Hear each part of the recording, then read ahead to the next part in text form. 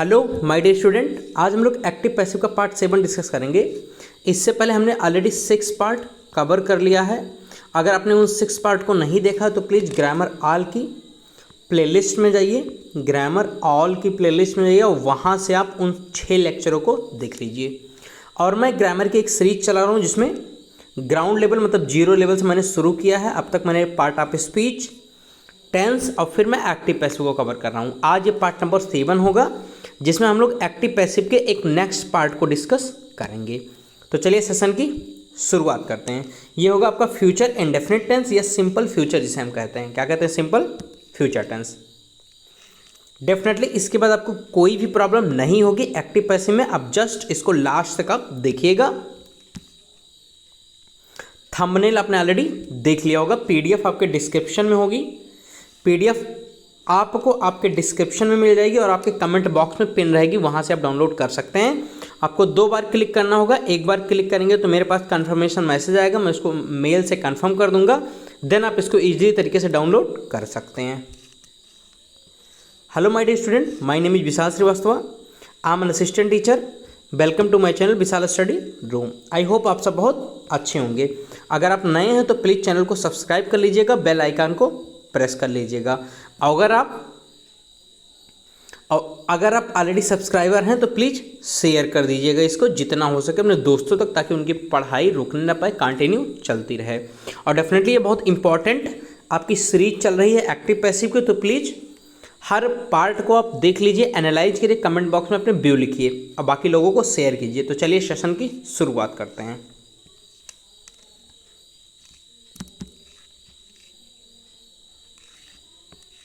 सबसे पहले मैं आपको बता दूं कि फ्यूचर इंडेफिनिट में पैसिव वॉइस में बनाने से पहले, मतलब फ्यूचर इंडेफिनिट का पैसिव वॉइस बनाने से पहले आपको फ्यूचर इंडेफिनिट टेंस आना चाहिए। क्या आना चाहिए? फ्यूचर इंडेफिनिट टेंस आना चाहिए। बहुत इंपॉर्टेंट है।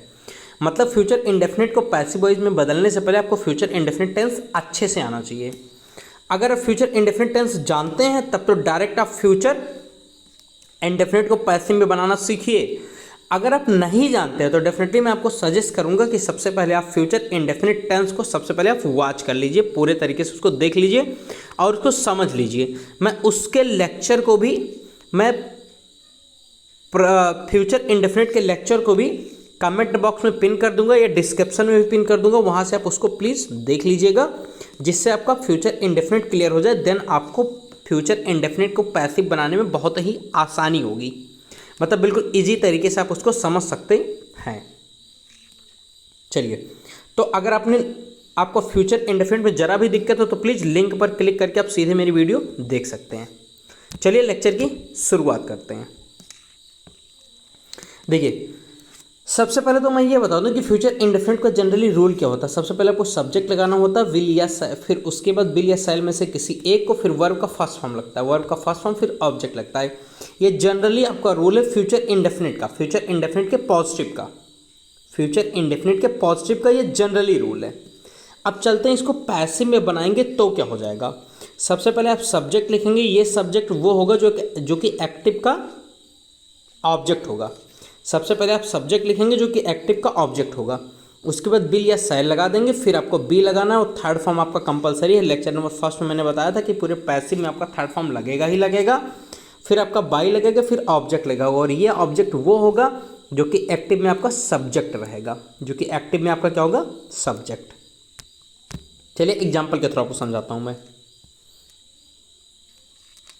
देखिए, question I shell help them, I shell help them, ये आपका एक्टिव सेंटेंस। कैसा सेंटेंस है? एक्टिव, जो कि फ्यूचर इंडेफिनिट में दिया है। किस में दिया? फ्यूचर इंडेफिनिट में दिया है। अब इसको जब चेंज करेंगे तो ये जो ऑब्जेक्ट होगा आपका, ये आपका क्या है? ऑब्जेक्ट है। ये आपका किस प्लेस पर आ जाएगा? आपके सब्जेक्ट के प्लेस पर। आपको पता होगा, मैंने फर्स्ट लेक्चर में कवर किया था कि प्रोनाउन को चेंज कैसे करते हैं। अगर आपको पता हो तो बहुत अच्छी बात है, और नहीं पता तो लेक्चर नंबर 1 या पार्ट नंबर 1 जरूर देख लीजिएगा। उसमें मैंने इसको अच्छे से डिसाइड किया है, अच्छे से एक्सप्लेन किया है। तो एक्चुअली प्रोनाउन चेंज हो जाता है। तो दे अगर होगा तो ये किस में बदल जाएगा? सॉरी, देम होगा तो किस में बदल जाएगा? दे में। अब आपको पता है कि आई और बी के साथ हम किसका यूज करते हैं? शैल का। बाकी अदर के साथ हम किसका यूज करते हैं? बिल का। तो यहाँ दे है तो दे के साथ आप क्या लगाएंगे? बिल लगाएंगे। फिर आपको रूल के अकॉर्डिंग बी लगाना होगा। देन वर्ब का थर्ड फॉर्म, आपको पता है कि हेल्प होता है फर्स्ट फॉर्म और हेल्प्ड सेकंड और थर्ड फॉर्म होता है। उसके बाद बाई लग जाएगा और ये आई आपका जो सब्जेक्ट है ये आपका किस प्लेस पर आ जाएगा, ऑब्जेक्ट के प्लेस पर। तो आई जब ऑब्जेक्ट के प्लेस पर आएगा तो आपको पता है कि प्रोनाउन चेंज हो जाता है, आई का मी हो जाता है और मी का आई हो जाता है। तो बाई मी हो गया, ये आपका बन के रेडी हो गया। अगर आपको जरा भी कन्फ्यूजन है तो प्लीज़ मैंने 6 लेक्चर ऑलरेडी कवर कर रखा है, कम से कम फर्स्ट सेकंड तो आप देख ही लीजिएगा, जिसमें मैंने बहुत बेस बताया है।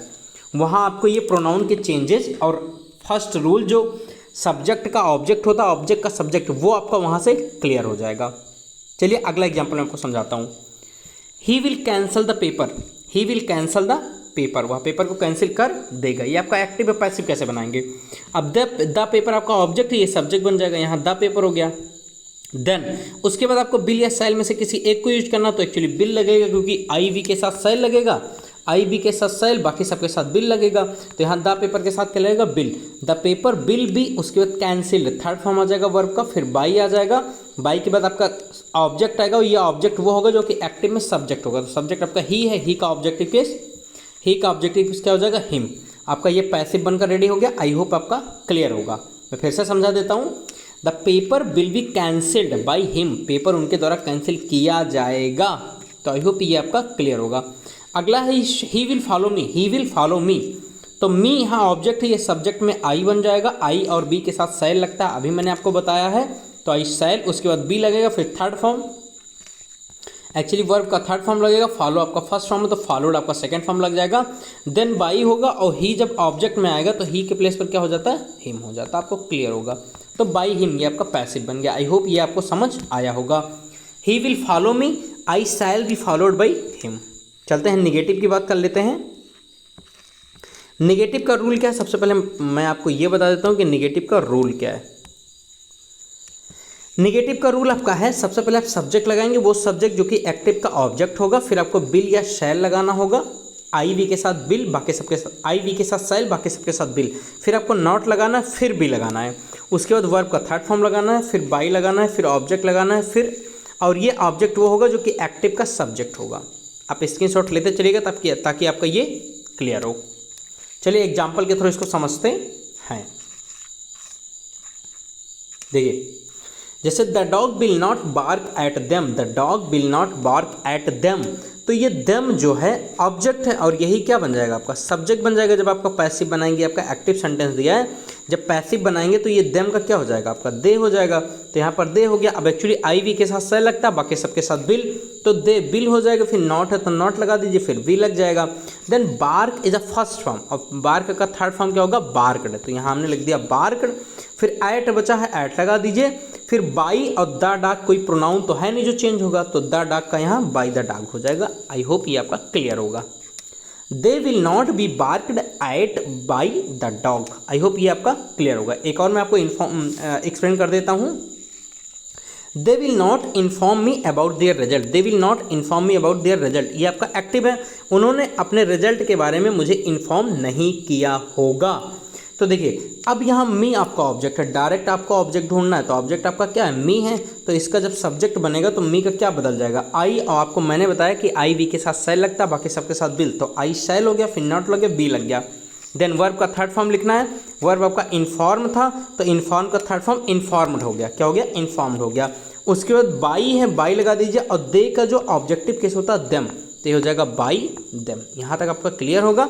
देन जो बचा वो आप राइट डाउन कर दीजिए एज इट इज। तो by them about their result, ये आपका बन के रेडी हो गया पैसिव। आई होप ये भी आपका क्लियर होगा। I shall not be informed by them about their result. चलिए हम लोग इंट्रोगेटिव की बात कर लेते हैं। ये बहुत इंपॉर्टेंट होने वाला है। आपको पता है, अगर आपने मेरे साथ जुड़े होंगे तो टेंस जो पढ़ा होगा, हर टेंस में मैंने बताया कि इंट्रोगेटिव दो पार्ट का होता है। एक होता है यस नो टाइप और दूसरा W H type. Yes no type का मतलब जिसका आंसर आप यस नो में दे सकते हैं, उस सेंटेंस को हम यस नो टाइप कहते हैं। जिसका आंसर आप यस नो में नहीं दे सकते हैं, उसको हम डब्ल्यू एच टाइप में रखते हैं, जिसके लिए आपको रीजन बताना पड़े। तो ये आपका डब्ल्यू एच टाइप है, जिसमें आपको शैल या बिल पहले लगाना होगा अकॉर्डिंग टू सब्जेक्ट। सब्जेक्ट अगर आई और बी है तो आपको शैल लगाना होगा, अनदर आपको बिल लगाना होगा। उसके बाद सब्जेक्ट लिखेंगे, और सब्जेक्ट ये होगा जो कि ऑब्जेक्ट में आपका, जो कि एक्टिव में आपका ऑब्जेक्ट होगा, जो कि एक्टिव सेंटेंस में आपका ऑब्जेक्ट होगा वो आपका सब्जेक्ट बन जाएगा। देन आपको नॉट लगाना है, फिर बी लगाना है, फिर थर्ड फॉर्म ऑफ वर्ब लगाना है, देन बाय लगाना है, फिर ऑब्जेक्ट लगाना है। ये ऑब्जेक्ट वो होगा जो कि एक्टिव में सब्जेक्ट होगा, लास्ट में क्वेश्चन मार्क आपको पुट कर देना है। और नॉट अगर है तो नॉट मेंशन कीजिएगा, अगर नॉट नहीं है तो नॉट को प्लीज ना लगाइएगा। मैंने इंट्रोगेटिव एंड नेगेटिव एक साथ बता दिया आपको। चलिए एग्जाम्पल के थ्रू देखते हैं। Will she attend that meeting, will she attend that meeting, ये आपका एक्टिव दिया है तो यहाँ दैट मीटिंग ऑब्जेक्ट है, ये आपका सब्जेक्ट में चला आएगा। अब that meeting actually I we के साथ सही लगता है, बाकी सबके साथ बिल, तो दैट मीटिंग के साथ भी क्या लगेगा, बिल। तो बिल दैट मीटिंग, उसके बाद बी लगेगा और फिर अटेंड का थर्ड फॉर्म अटेंडेड बाई, सी का ऑब्जेक्टिव केस हर, सी का ऑब्जेक्टिव केस हर, तो सी का क्या हो जाएगा, हर हो जाएगा। ये आपका बन के रेडी हो गया। आई होप आपको समझ आया होगा। Will that meeting be attended by her. एक और मैं समझा देता हूँ, ये आप लोग देख लीजिएगा। Shall B not take tea, shall B not take tea, तो देखिए टी यहाँ पर ऑब्जेक्ट है, टी आपका क्या ऑब्जेक्ट है, ये आपका क्या बन जाएगा, सब्जेक्ट बन जाएगा, क्योंकि सब्जेक्ट ऑब्जेक्ट इंटरचेंज कर जाते हैं। तो यहाँ टी लग गया। अब आई वी के साथ सही लगता है, बाकी सबके साथ बिल, तो बिल हो जाएगा टी, फिर नॉट है तो नॉट लगा दीजिए बी, और फिर थर्ड फॉर्म टेक का टेकन बाई, और बी का क्या होता है ऑब्जेक्टिव केस, बी का ऑब्जेक्टिव केस अगर आपको पता हो तो बहुत अच्छी बात है, नहीं पता तो आप जान लीजिए अस होता है, तो बाई अस ये आपका पैसिव बन गया। आई होप ये आपका क्लियर होगा। Shall B not take tea, तो will tea not be taken by us. एक और है, shall B cross the river by means of boat, मतलब बोट के साधन से या नाव के माध्यम से, नाव के साधन से हम रिवर को पार करेंगे। क्या हम रिवर को पार करेंगे, तो bill the river B crossed by means of boat by us. ये भी बहुत ईजी, आई होप ये भी आपका क्लियर होगा।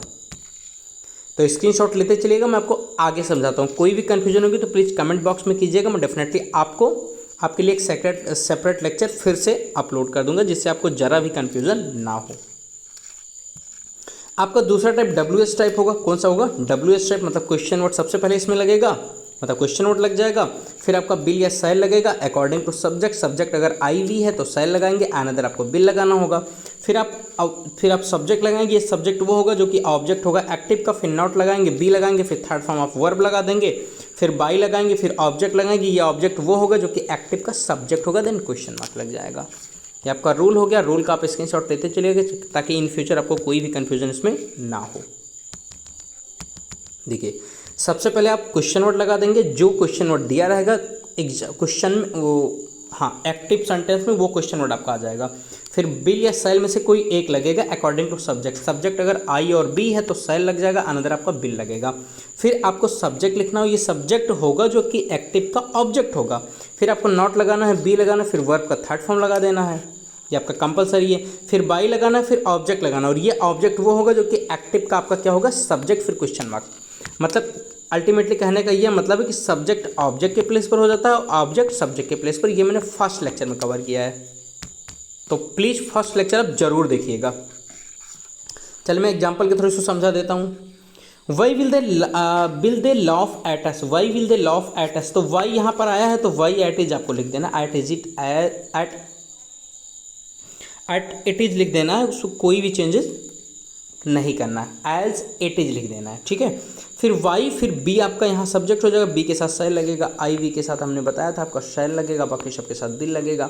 तो यहाँ हो गया वाई शैल बी, ये बी के अकॉर्डिंग ही शैल आया, आप ध्यान दीजिएगा। फिर बी, फिर लाफ का third form laughed at, at बचा, एट लिख दीजिए बाई, और बाई यहाँ पर दे था, यहाँ पर क्या था,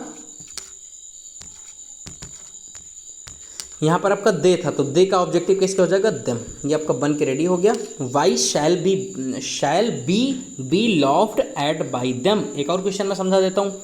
when shall B cross the river, when shall B cross the river, तो ये द रिवर आपका ऑब्जेक्ट है, ये आपका सब्जेक्ट के प्लेस पर आ जाएगा। एक्चुअली व्हेन, तो व्हेन आपका एज इट इज आ जाएगा। क्यों, क्योंकि जो क्वेश्चन वर्ड होगा वो क्वेश्चन वर्ड ऐसे ही आ जाता है, उसमें कोई चेंजेस नहीं होता, तो व्हेन का व्हेन लग गया। फिर आपको देखना शैल या बिल लगेगा, तो आपको देखना सब्जेक्ट पर द रिवर है तो द रिवर के अकॉर्डिंग आपको बिल लगाना होगा, क्योंकि आई और बी सिर्फ होगा तो आप शैल लगाएंगे। तो why when will the river, उसके बाद बी आएगा, फिर थर्ड फॉर्म, क्रॉस का थर्ड फॉर्म क्या होगा, क्रॉस्ड बाई। अब यहाँ पर बी है, बी का ऑब्जेक्टिव केस क्या होगा, अस होगा, इसलिए यहाँ पर अस लगा, देन क्वेश्चन मार्क। ये भी आपका बन के रेडी हो गया। When will the river B crossed by us. I hope ये आपका क्लियर होगा, आई होप कोई डाउट आपको नहीं होगा। तो प्लीज़ आप लोग लेक्चर को दोबारा देख लीजिएगा अगर आपको कोई भी कन्फ्यूजन होती है, और डेफिनेटली आपको लेक्चर समझ में आया होगा। और कोई भी डाउट होता तो प्लीज़ कमेंट बॉक्स में कमेंट कीजिएगा, जिससे मैं आपकी क्वेरी सॉल्व कर पाऊँ, और definitely I will answer your question as soon as possible. और हो सकेगा तो मैं सेपरेट लेक्चर भी आपके लिए अपलोड कर दूंगा, जिससे आपको कोई कन्फ्यूज़न ना आए।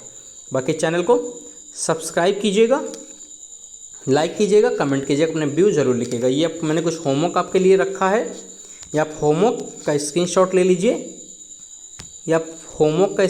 लीजिए, और इसको घर पर या अभी के अभी सॉल्व करके कमेंट बॉक्स में कमेंट कर दीजिएगा। इसको आपको पैसिव बनाना, मैंने सब आपको एक्टिव दिया है।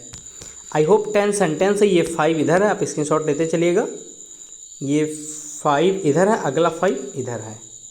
तो ये आपको 10 सेंटेंस होमवर्क में करना है, आप करके मुझे कमेंट में कमेंट बॉक्स कर दीजिएगा। तो आई होप लेक्चर आपको समझ आया होगा। प्लीज़ चैनल को सब्सक्राइब जरूर कीजिएगा, और लोगों के साथ शेयर कीजिएगा, और जितना हो सके उतना लोगों को बताइए चैनल के बारे में, जिससे इसके रीच बढ़ सके। बाकी खुश रहिए, मस्त रहिए। Thank you.